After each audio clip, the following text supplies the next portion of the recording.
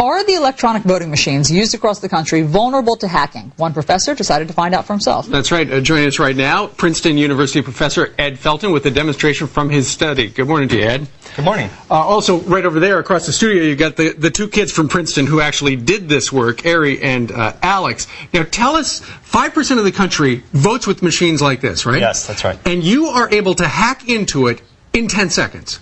It takes only a few seconds to insert a computer virus into this voting machine. But how technologically savvy do you have to be a hacker to do this? I mean, you have to be able to write computer programs, yep. Which a lot of people can do. Sure. You need to be able to open up this door on the side, which anybody can do, and that's about it. All right, let's see how it works. Yeah, you want to show me, if I'm voting, what happens, how it goes wrong, you say? So we have set this machine up. We've infected it with our virus in advance. Okay. And we're running a simulated election here between George Washington and Benedict Arnold. I think I know who I'll vote for. All right. Go ahead, pop it in. I'm on your side. In for you.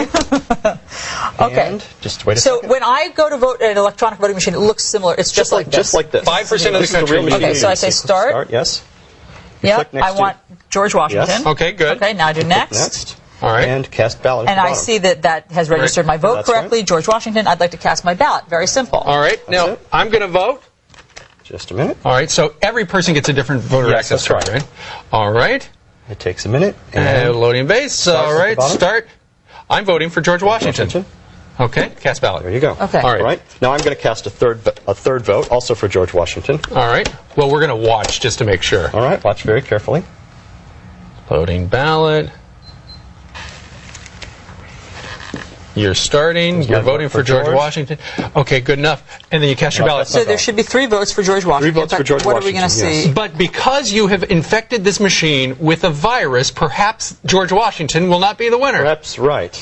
All right, so now you're putting in the supervisor I'm putting the supervisor card. Now it's the end of election day, and Time I'm to the count election the worker. votes. We're going to count the votes. Yep. All right, very good. So I stick this in, Yeah. and it takes a minute. I need to put in the highly secret PIN 1111. Okay, there you go. I think you just accidentally said that out loud. Okay. Okay, ballot station. Not secret anymore. I'm going to end the election. Okay. Yeah. And that's okay with me. Yep. Okay. And now I'm going to print the results on this printer. Okay, over here. quickly, very quickly. Yes. And the results will come out. So here's what happened. Yeah. Inside the machine, it was keeping an electronic record of every vote. Right. 3 votes for George. But the computer virus went and switched the votes inside the computer's memory. right. And when you see this result, what you see, look at the tape right here. Hold it right there, very carefully. 1 vote for George Washington and 2 for Benedict So Arnold. you're saying my that hackers would have had to have done this before people voted. They would have had to have infected it with a virus, Wow. and then it skews the Before results. election day? Oh, my goodness. Anytime before election day.